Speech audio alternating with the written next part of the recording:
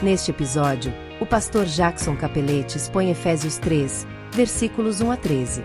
O mistério escondido por séculos agora ecoa aos quatro ventos. Gentios e judeus são coerdeiros, membros de um só corpo e participantes da mesma promessa.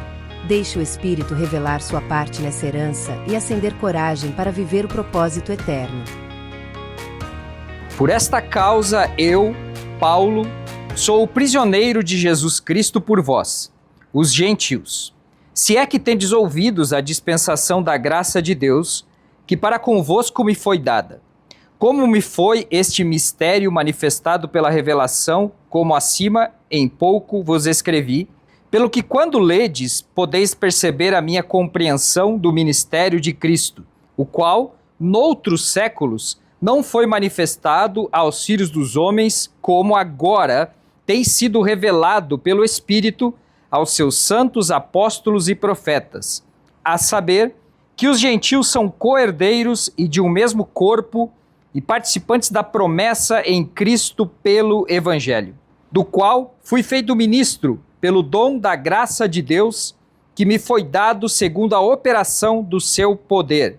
A mim, o mínimo de todos os santos, me foi dada esta graça de anunciar entre os gentios, por meio do Evangelho, as riquezas incompreensíveis de Cristo e demonstrar a todos qual seja a dispensação do mistério que desde os séculos esteve oculto em Deus, que tudo criou, para que agora, pela Igreja, a multiforme sabedoria de Deus seja conhecida dos principados e potestades nos céus, segundo o eterno propósito que fez em Cristo Jesus, nosso Senhor, no qual temos ousadia e acesso com confiança, pela nossa fé nele. Portanto, vos peço que não desfaleçais nas minhas tribulações por vós, que são a vossa glória. Amém. Glória a Deus. Meus irmãos, primeiro ponto, rapidamente aqui fazendo uma revisão. Eu sempre gosto de fazer essa recapitulação, porque afinal estamos estudando uma carta e no normal, vamos pensar assim, imagine você recebendo uma carta de um ente querido. Hoje em dia ninguém mais recebe carta, né? Nem e-mail a gente recebe mais, a gente recebe uma mensagem no WhatsApp. Mas vamos pensar que essa mensagem que você recebeu no WhatsApp, de um ente querido, de um familiar, da mãe, do pai, de um filho, esposo, esposa, chega aquela mensagem, o telefone avisa você, chegou uma mensagem. E você olha e a mensagem tem lá seus 4, 5 parágrafos. Você lê o primeiro parágrafo e guarda, daí 2 meses depois você pega, lê o segundo parágrafo, depois você guarda, daí no outro dia você lê o terceiro. Não, é impossível a gente ler toda a mensagem. É por isso, irmãos, que é importante quando você pega a Bíblia para ler, e você pega um livro, como o caso aqui é uma carta de Paulo à igreja de Éfeso, você precisa ler toda a carta. Se você não leu ainda, nós já estamos aqui na 8ª semana, por favor, coloque uma tarefa para sua casa essa semana. Abra a carta e leia do capítulo 1 até o capítulo final, capítulo 6. São 6 capítulos, você não vai levar mais do que 1 hora para ler, dependendo do seu ritmo, no máximo 2 horas. Mas você precisa ler, para você ter uma visão geral do que a carta. E aí sim, depois que você teve a visão geral, aí você começa a voltar. Não é assim que você faz quando você recebe uma carta de um ente querido? Você lê toda a carta e depois você volta para aqueles pontos que te chamou mais atenção. Isso aqui eu não entendi direito. O que ele quis dizer aqui quando ele falou que ele vai vir na minha casa final de semana? Será que ele vai trazer a carne ou será que eu tenho que comprar a carne? Eu não entendi direito, tem que ligar para ele para perguntar. É assim que funciona, é a mesma interação que nós temos que ter com a Bíblia, irmãos. Não ache você que você vai entender o mistério de Deus, nós estamos falando sobre mistério nessa noite, abrindo a Bíblia, lendo um versículo, fechando e guardando. Ouvindo na igreja e ouvindo o pastor falar. E depois passa a semana toda sem abrir a sua Bíblia. Você nunca vai entender o Evangelho dessa maneira. Você vai ficar 50 anos na igreja sem entender a sua fé. Você precisa ler a Bíblia. Então, o apóstolo Paulo, ele está dizendo aqui, recapitulando, capítulo 1, ele apresenta as riquezas da igreja em Deus Pai, em Jesus Cristo e no Espírito Santo. Quais são? Deus nos elegeu antes da criação de todas as coisas para sermos seus filhos. Jesus Cristo nos redimiu, comprou o nosso preço, pagou o nosso preço, e nos perdoou. E o Espírito Santo nos selou, nos marcou como propriedade de Deus, como autoridades, como carta assinada e marcada por Deus. Isso são as riquezas do cristão. No capítulo 2, o apóstolo Paulo apresenta que nós éramos mortos, sem serventia, perdidos nos nossos delitos e pecados, mas Deus, com sua riquíssima misericórdia, o apóstolo Paulo usa essa expressão, nos amou quando nós ainda estávamos mortos. E em Jesus Cristo ele fez 3 coisas em nós. Primeiro ele nos ressuscitou, depois ele nos justificou e depois ele nos colocou assentados com Cristo nos céus. E aí ele termina o capítulo 2 dizendo que nós somos feitos em Cristo um só povo, judeus e gentios, que o muro da divisão caiu, que nós somos família de Deus, cidadãos do céu, e que nós somos templo de habitação de Deus em espírito. E aí ele começa o capítulo 3 com a expressão por esta causa. Quer dizer, por tudo isso que eu falei para vocês, que ele vem trazendo desde o capítulo 1, ele diz por esta causa, vírgula, eu, Paulo, sou prisioneiro de Cristo. Que lindo eu acho isso. Ele podia dizer, eu sou prisioneiro de Paulo. Ele estava preso em Roma, a mando de Paulo. Paulo está escrevendo essa carta para a igreja de Éfeso, de uma prisão, provavelmente a sua primeira prisão domiciliar em Roma, algemado, com um guarda ou 2 guardas pretorianos, os guardas de elite de Roma, cuidando dele todo o tempo. E ele escreve essa carta. E ele podia dizer, por causa disso que eu falei para vocês, eu sou um preso de Roma. Eu sou um preso político. Eu sou um injustiçado. Por causa disso, eu estou aqui sofrendo nessa prisão romana. Não é isso que ele diz. Eu sou um prisioneiro de Jesus Cristo. Paulo aqui está reconhecendo que ele atribui a Deus e reconhece a soberania de Deus. Deus controla todas as coisas.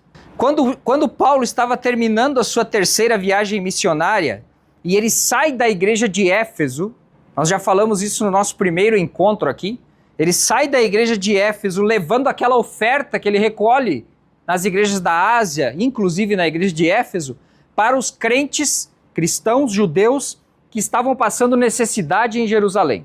E ele vai levar uma oferta para esses irmãos. Durante essa viagem, lá no capítulo 21, de Atos, nos é relatado vários momentos em que o apóstolo passa por várias cidades, se encontra com várias pessoas, e nos é relatado vários momentos em que Deus usa profetas para dizer que Paulo seria preso se fosse a Jerusalém. O momento mais culminante é quando um desses profetas chega a Paulo, pega o cinto de Paulo, retira o cinto de Paulo, Paulo entrega o cinto para ele, ele se amarra naquele cinto e diz, Deus está mandando dizer que se você for para Jerusalém, o dono desse cinto será assim amarrado, será preso. E os amigos de Paulo, a igreja que o amava, diz, Paulo não vá para Jerusalém. E você podia pensar, puxa, Deus está falando para ele não ir para Jerusalém e ele foi de teimoso? Não. Paulo compreendeu que era vontade de Deus ele ser preso. E essas profecias não eram para que ele não fosse para Jerusalém, mas eram profecias para que ele soubesse que ele estava indo pela vontade de Deus, porque, como ele descobriu depois, naquele naufrágio, era a vontade de Deus que ele fosse a Roma. E esse foi o meio que Deus determinou, usou para que ele fosse para Roma. Paulo tinha essa consciência, mas os irmãos não. E pediam, e oravam, e abraçavam ele em lágrimas, dizendo, Paulo não vá. E ele disse uma hora, lá no capítulo 21, por que vocês estão fazendo isso comigo? Por que vocês tornam ainda mais difícil a minha ferida, a minha dor, o meu sentimento? Eu vou ir. Eu estou disposto a entregar a minha vida pelo Evangelho. E eu sei que eu vou sofrer, mas eu vou. E ele chega em Jerusalém, é recebido pelos crentes judeus de Jerusalém, entrega a oferta para eles, ele é bem recebido pelos irmãos e ele vai ao templo orar. E quando ele chega no templo para orar, para adorar a Deus, se levanta aquela turba que nós lemos na semana passada, capítulo 21, E as pessoas falsamente acusando Paulo que ele tinha introduzido no lugar reservado do templo um gentil. E as pessoas dizem, Paulo precisa morrer, e saem pela cidade gritando. Isso chega no ouvido dos comandantes romanos e eles mandam prender Paulo e Paulo é preso. E aí no capítulo 22, ao ser preso, Paulo pede que ele fale para o seu povo. E lhe é concedida essa oportunidade dele falar, provavelmente de uma sacada, de um lugar alto, para todo o povo que está ali. E ele começa contando quem ele era. Ele conta a história dele. Basicamente ele repete aquela história que nós já conhecemos lá de Atos capítulo 9, só que lá foi contado pela boca ou pela pena de Lucas. E aqui Paulo, no capítulo 22, está repetindo essa história, contando sobre a perspectiva dele. E ele diz, olha, eu sou um judeu zeloso pela lei, estudei aos pés de Gamaliel, o grande mestre, persegui os cristãos, estive envolvido em muita morte de cristão, consegui uma carta para prender os cristãos que estavam em Damasco e trazer eles amarrados para Jerusalém, para que eles fossem castigados. E nesse caminho, uma luz brilhante apareceu para mim e ele narra a experiência da conversão dele. E ele continua dizendo e todo mundo ali prestando atenção, tranquilamente, talvez apavorados, talvez meditando, mas aceitando o que ele estava dizendo do ponto de vista, deixa ele falar. Nós queremos saber a história dele. E Paulo certamente pensa, agora aqui é a minha oportunidade para pregar para essas pessoas. E ele continua contando. E lá em Atos capítulo 22, se você quiser abrir na sua Bíblia, abra a partir do versículo 20. Eu vou ler a partir do versículo 20. Paulo está ali já 20 versículos já narrando esse testemunho dele, essa história dele. E lá em Atos 22, no versículo 20, ele diz assim, e quando o sangue de Estevão, ele está contando aqui o que ele fez com Estevão, e quando o sangue de Estevão, tua testemunha, se derramava, também eu estava presente, e consentia na sua morte, e guardava as vestes dos que o matavam. E disse-me, aqui Paulo está dizendo o que Deus disse para ele, o que Jesus disse para ele. E disse-me, vai, porque hei de enviar-te aos gentios de longe. Paulo está dizendo aqui que Cristo disse para ele, vai, porque eu vou te enviar aos gentios de longe. Naquele momento, versículo 22, e ouviram-no até esta palavra, gentil de longe.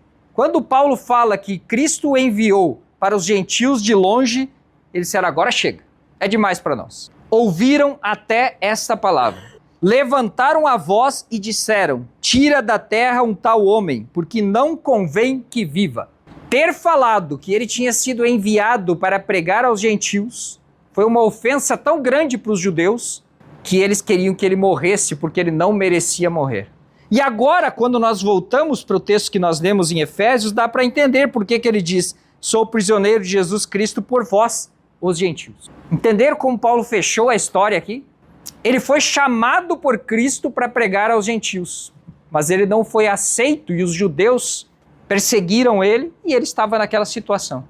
Mas em momento algum ele se fez de vítima, em momento algum ele se fez de injustiçado, apesar de ser, ele era inocente, mas ele tributou a soberania de Deus à sua situação. E que nós possamos, irmãos, também tributar a soberania de Deus às nossas dificuldades. Não é fácil, a gente sabe, mas Deus está no controle. E se nós cremos que Deus está no controle, nós precisamos descansar no controle de Deus.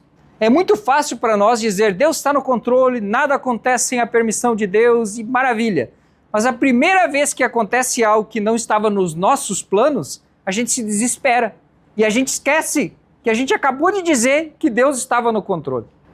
Então o apóstolo Paulo ele nos dá uma lição valiosíssima aqui.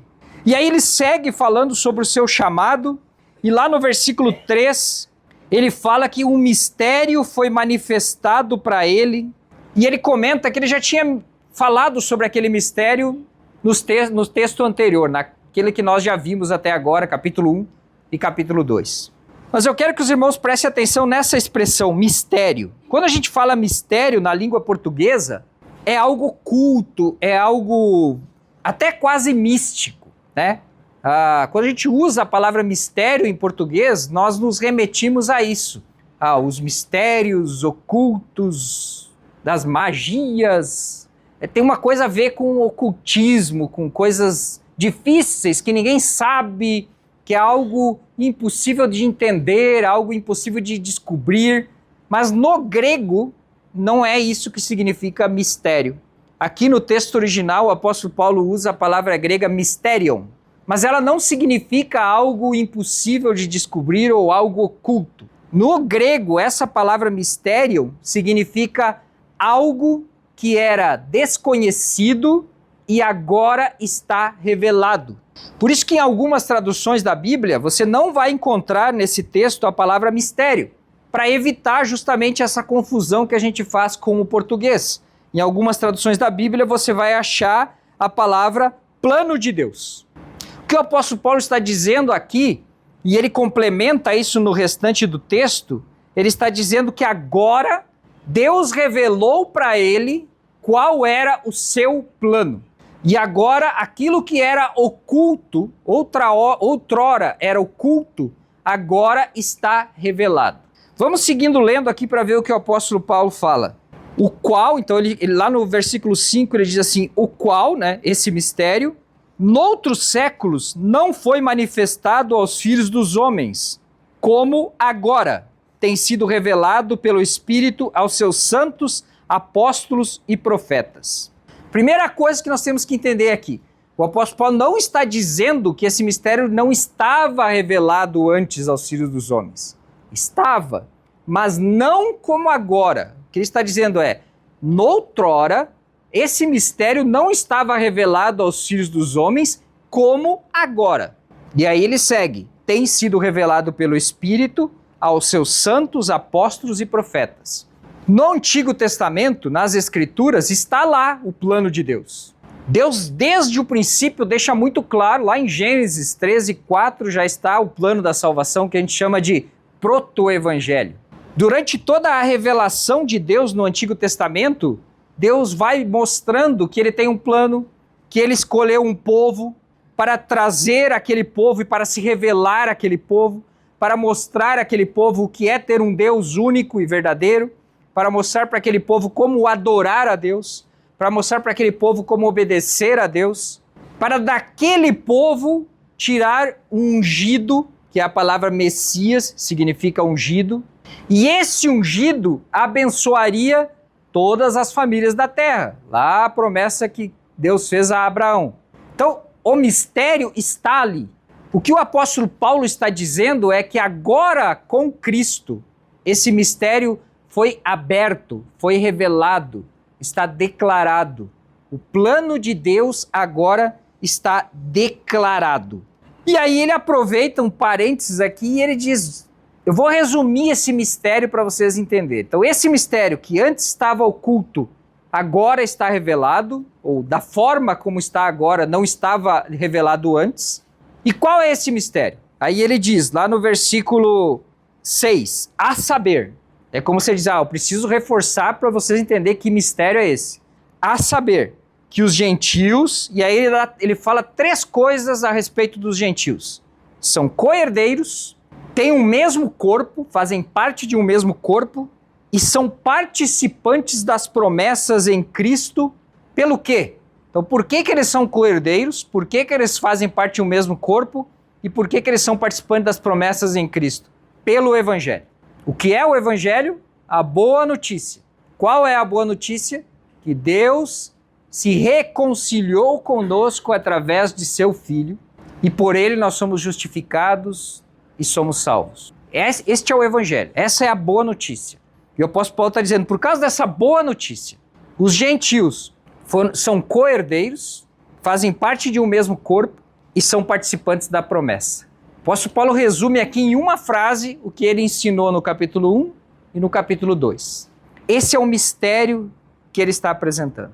E aí, uma vez que ele revela agora esse mistério, fechando, como eu disse, essa parte de instrução à igreja de Éfeso, ele segue dizendo, esse mistério, ou esse evangelho, essa boa notícia, eu fui feito ministro. A palavra ministro aqui é diferente, de novo, de como nós entendemos ministro. Sempre nós temos que fazer essa ressalva. Porque na língua portuguesa, a gente entende ministro como um título de honra. Oh, é ministro, né? Tem os ministros governamentais. É um título de honra. Quando eu digo eu sou ministro do Evangelho, normalmente eu estou usando o título ministro do Evangelho pensando na honra. O que você faz? Oh, sou ministro do Evangelho. Mas no original, ministro não tem essa expressão. Por isso, de novo, que em algumas outras traduções vocês não vão encontrar a palavra ministro aqui. Vocês vão encontrar a palavra servo, porque é isso que significa ministro. Um servo, um auxiliar, um servente, um despenseiro, um mordomo. É isso que significa ministro. Então o que o apóstolo Paulo está dizendo aqui, ó, desse evangelho, eu fui feito servo. Mas por que ele foi feito servo? Porque ele era bom? Porque ele mereceu? Não. Pelo dom da graça de Deus, que me foi dado segundo a operação do seu poder. E aí aqui eu volto àquelas mesmas duas palavras que o apóstolo Paulo usou no final do capítulo 1 para descrever o poder de Deus para a igreja. Lá o apóstolo Paulo usou 4 palavras que representam poder. Aqui ele usou só 2. Ele usou a palavra operação e usou a palavra poder. Operação no grego é a palavra energeia, que é em português a palavra energia, que significa o poder sobre-humano. Um grego só usa essa palavra para se referir a uma energia que é sobre-humana, que é sobrenatural, que um humano não tem.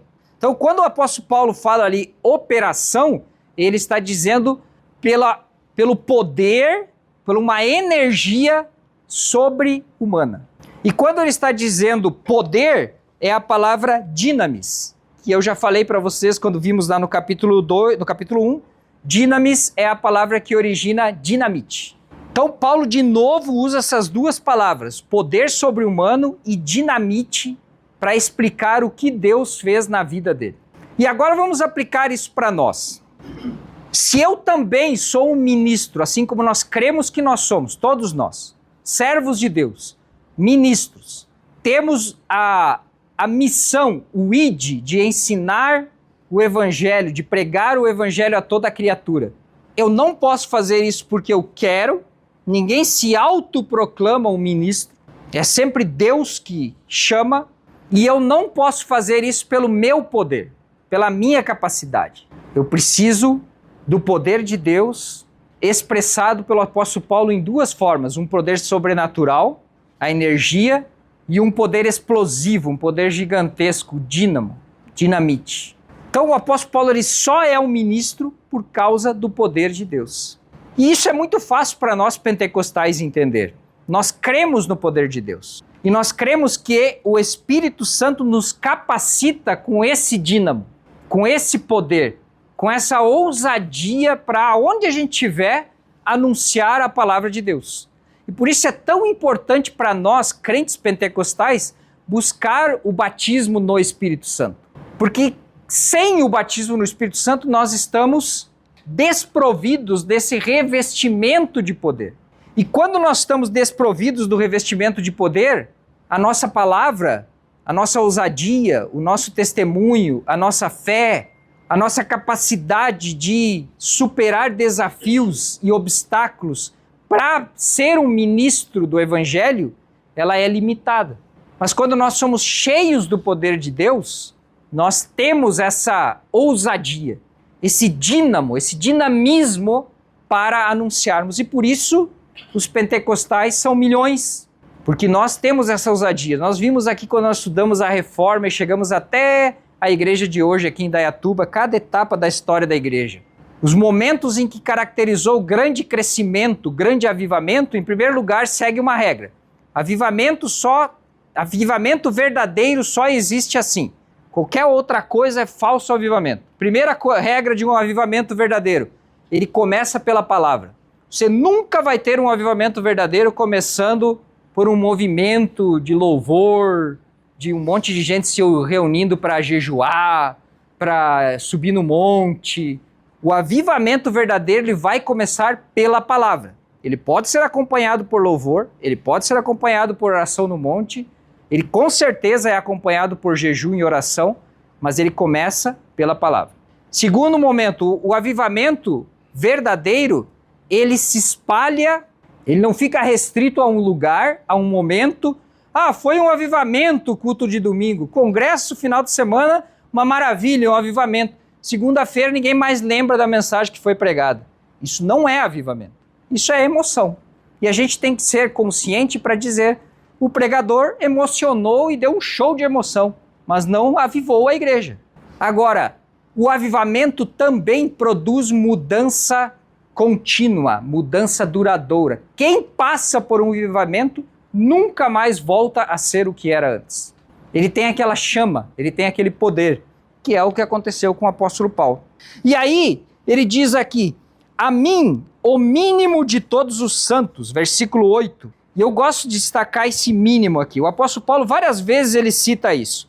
Aqui em Efésios, ele diz que ele é o mínimo de todos os santos. Lá em 1 Coríntios, capítulo 15, ele diz que ele é o menor dos apóstolos. Lá em 1 Timóteo, no capítulo 1, ele diz que ele é o pior dos pecadores. Olha que interessante. O mínimo de todos os santos, o pior dos apóstolos, o menor dos apóstolos e o pior dos pecadores. E a pergunta que nós temos que fazer aqui, você acha sinceramente, vamos lá, o apóstolo Paulo está escrevendo aos Efésios, está escrevendo a carta aos Coríntios, está escrevendo a carta a Timóteo, inspirado pelo Espírito Santo. Você acha que ele está sendo hipócrita?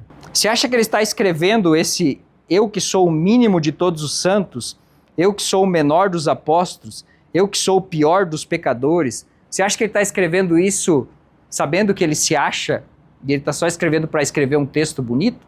Com certeza não. Se ele escreveu isso, é porque ele realmente pensava que ele era o mínimo, que ele era o menor e que ele era o pior dos pecadores. E aí agora nós temos que olhar para isso e pensar em quem somos nós. E como nós, sinceramente, podemos olhar para isso, para esses 3 escritos do apóstolo Paulo e pensar que a gente é alguma coisa. Como nós podemos olhar para nós e pensar, puxa, eu sirvo para alguma coisa. Eu não sou tão mínimo assim. Eu já vi gente pregando e ele chega e diz assim, irmãos, todos nós éramos perdidos e eu também era perdido, mas tem uns que eram mais perdidos que eu. E eu fico pensando, cara, você não entendeu nada sobre o Evangelho. Se você não se acha o pior dos pecadores, tem um problema. Quando a gente olha para dentro de nós, só nós e Deus conhecem quem nós somos. E toda vez que a gente acha que alguém é pior do que nós, provavelmente é porque está faltando a gente olhar para dentro de nós mesmos. E o apóstolo Paulo aqui, com sinceridade, ele falou, eu sou o mínimo de todos os santos. E ele diz, mas mesmo assim, sendo o mínimo, me foi dada essa graça de anunciar entre os gentios, e de novo ele cita, por meio do evangelho. E aí ele diz o que ele anuncia. Lá em cima ele falou o mistério. E agora aqui ele usa outra palavra para descrever esse mistério. As riquezas incompreensíveis de Cristo. Eu acho maravilhoso isso.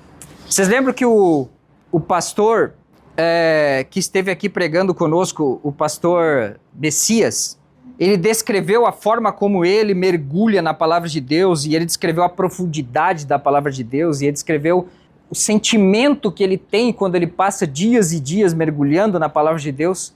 Isso é a incompreensível riqueza de Cristo. Certa vez um filho perguntou para um pai, pai, o que é inesgotável, incompreensível, inescrutável? É outra palavra que a Bíblia usa para descrever isso. E eles estavam na praia e o pai disse, deixa eu mostrar para você, meu filho. Pegou um baldinho, foi lá na água, encheu o baldinho, trouxe e derramou na areia perto onde eles estavam sentados. Voltou lá, encheu o baldinho, derramou na areia. E ele fez isso umas 10 vezes. E a criança já estava cansada de ver aquela cena e disse, pai, o que você está fazendo? Eu não estou entendendo. Ainda não entendo o que é incompreensível, inescrutável. E o pai dele disse, pois é, filho, ainda que a gente viva milhares de anos e que eu não cesse de pegar esse baldinho e trazer aqui, eu nunca vou conseguir que o mar fique vazio. E é isso que é a incompreensível riqueza de Cristo. Impossível encontrar um fim. Deus está acima de qualquer limite. E isso que eu acho maravilhoso, irmãos, porque Ele se revela a nós pela natureza, pela sua palavra, pelo seu Espírito. E vocês imaginam o poder de Deus para se fazer compreensível para nós. Imaginem isso. Tem um livro que eu gosto muito, um autor brasileiro, O nome dele é Paulo, pastor Paulo Wu, é um coreano. E o título é um livro sobre a Bíblia, é um livro de bibliologia que eu estudei quando eu estava fazendo a pós-graduação. E o título do livro é Deus falou na língua dos homens. Eu acho maravilhoso esse título. Deus incompreensível se fez compreensível e falou na nossa língua para que nós pudéssemos entender o seu amor e para que nós pudéssemos conhecer ele e para que ele pudesse nos salvar. Isso é maravilhoso. Isso é o que o apóstolo Paulo está anunciando aqui, as riquezas incompreensíveis de Cristo. E aí ele segue, irmãos, e aí ele diz, e demonstrar a todos qual seja a dispensação do mistério que desde os séculos esteve oculto em Deus, que tudo criou. Repete aquele conceito que ele já tinha explicado anteriormente. Mas para que tudo isso? E aí no versículo 10 ele explica o objetivo. E ele diz o objetivo disso, para que agora, pela igreja, olha só aqui, pela igreja, a multiforme sabedoria de Deus seja conhecida dos principados e potestades nos céus. Opa! O que o apóstolo Paulo está dizendo aqui? Primeiro, a igreja serve para mostrar a multiforme sabedoria de Deus. Que é multiforme? Múltiplas formas. No grego original, a palavra que está aqui usada para multiforme é a palavra polipóquilos, que é a palavra em português policromática. Nós podíamos tranquilamente traduzir, e não estaria errado, ao invés de multiforme, multicolorida. Estaria certo. No grego é essa palavra que significa. Imagine um tapete tecido à mão, como nós falamos no encontro passado, aquele poema de Deus. E esse tapete ele é multicolorido. Tem pedaços de uma cor, pedaços de outra cor, tem desenhos, tem gravuras, tem padrões. Maravilhoso, uma obra-prima feita pelas mãos de Deus. Imagine o tapete persa mais bonito que você já viu, com certeza não descreve a maravilha desse tapete feito, tecido por Deus. Isso é a multiforme sabedoria de Deus. E isso está revelado ou é revelado pela igreja. Por isso, irmãos, que nós estamos aqui, gente de tudo que é idade, e nós, olha que nós estamos aqui ainda num extrato bem pequeno.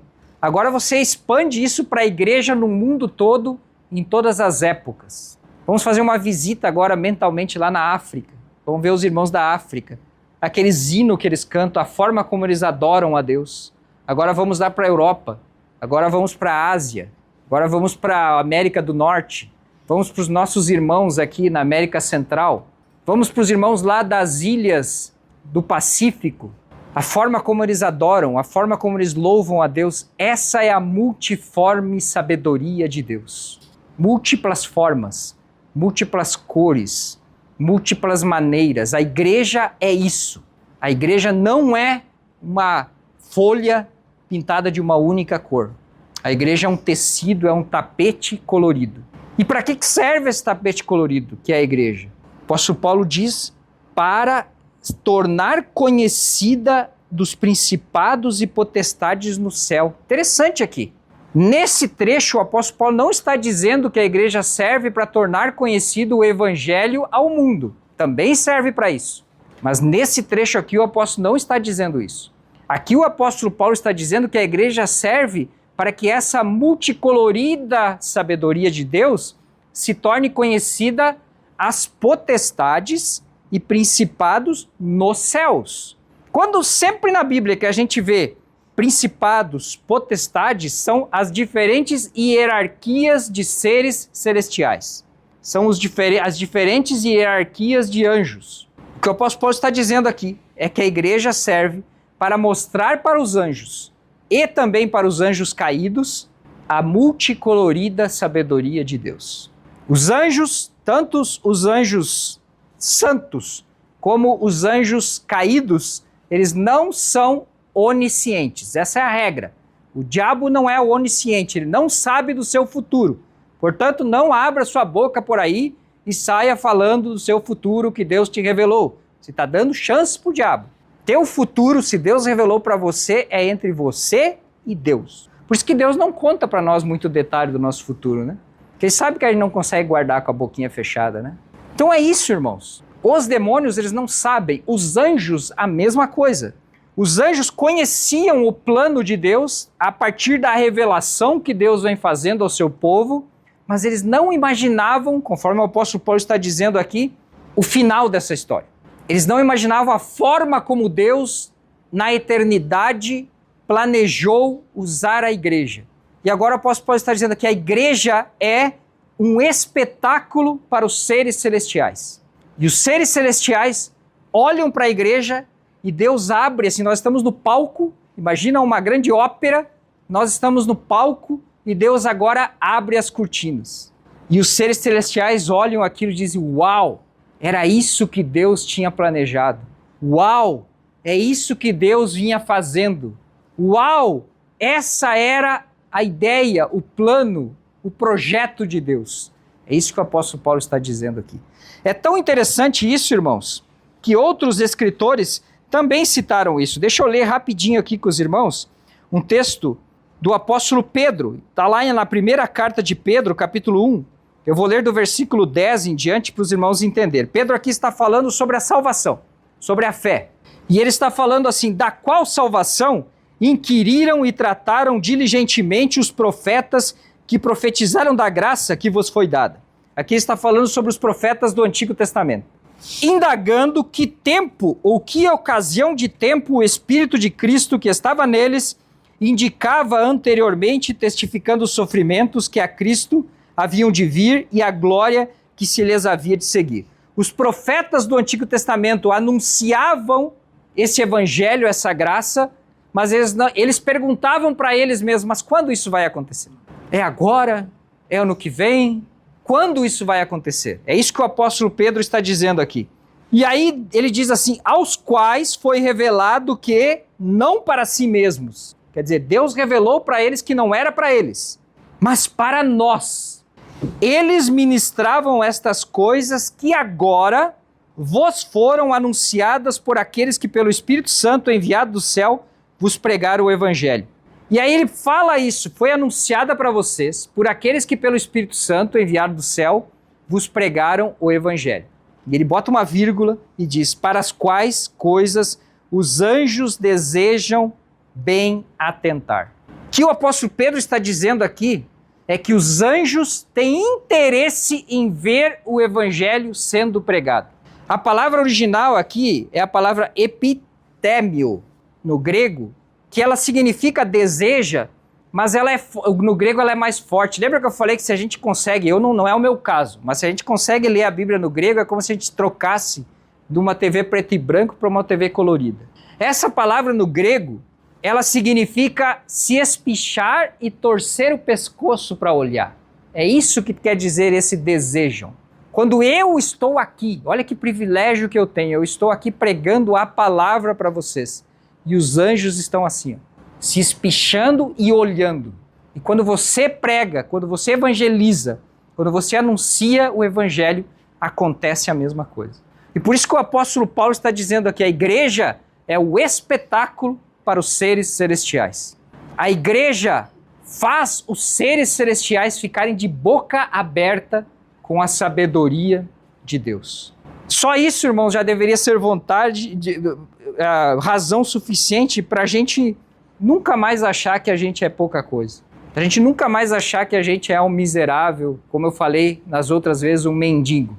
Mas o apóstolo Paulo termina dizendo isso, versículo 12, ou versículo 11, segundo o eterno propósito que fez em Cristo Jesus, nosso Senhor, que esse era o propósito, portanto, de usar a igreja para anunciar a multiforme sabedoria de Deus aos seres celestiais, no qual temos ousadia e acesso com confiança. Em quem?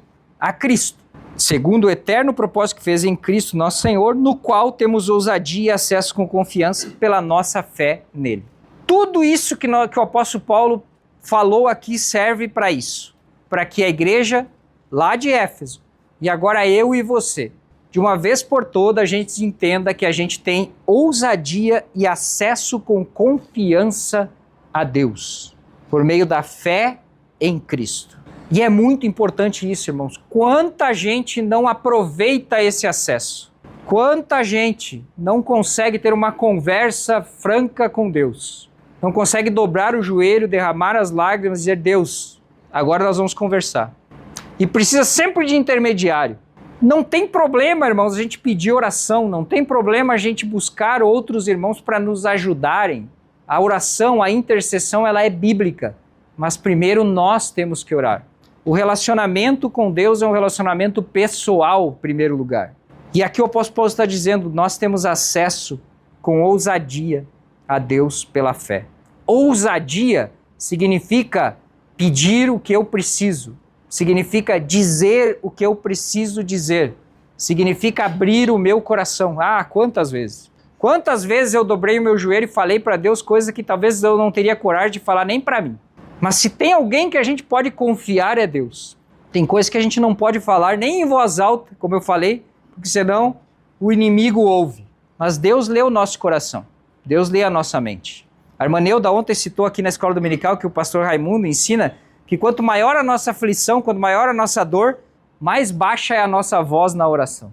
E isso tem um fundamento, porque a gente não conta para o inimigo aquilo que a gente está falando para Deus. E muitas vezes a gente tem que orar só na mente, mas Deus está vendo, Deus está ouvindo. E a gente tem esse acesso com ousadia. E aí o apóstolo Paulo fecha dizendo, portanto, não desfaleça, não desista, não fique triste, não perca as forças. Eu estou em tribulação, ele está dizendo, e essa tribulação é por vós. Mas essa tribulação que eu estou vivendo é a sua glória, é a sua honra. E nós temos que ter essa mesma fé, irmãos. A mensagem de hoje para você e para mim é, não desfaleça, continue. Estamos chegando, falta pouco. O grande dia é logo ali. Nós já vivemos tanto, já passamos por tantas coisas, já enfrentamos tantas dificuldades. Vamos segurar um pouquinho mais. Vamos perseverar um pouquinho mais. E que essa mensagem anime os nossos corações. E que a gente possa entender o amor de Deus. Amém, meus irmãos? Vamos nos colocar em pé e vamos fazer uma oração. Amado e soberano Deus, em nome de Jesus Cristo, Pai, nós te agradecemos. Obrigado, Pai, por esses irmãos que estão aqui. Obrigado, Senhor, pela Tua palavra. Obrigado, Pai, pelo Teu Espírito Santo. E agora, Pai, eu peço que a Tua palavra seja confirmada em nossos corações. E em nome de Jesus Cristo, Senhor, eu abençoo cada um dos irmãos que estão aqui. Que eles possam, Senhor, meu Deus, ter força para entenderem quem eles são. Para entenderem a maravilha que Deus nos deu. Para entenderem que fazemos parte da família de Deus, da igreja de Deus. E isso, Senhor, é espetáculo de Deus. E assim, Senhor, que a gente possa ter força e ousadia para chegar na Sua presença, para falar contigo como nosso Pai, como aquele que nos ama, como aquele que nos conhece. E assim, Senhor, que nós possamos prevalecer, não desfalecendo. Em nome de Jesus Cristo. Amém.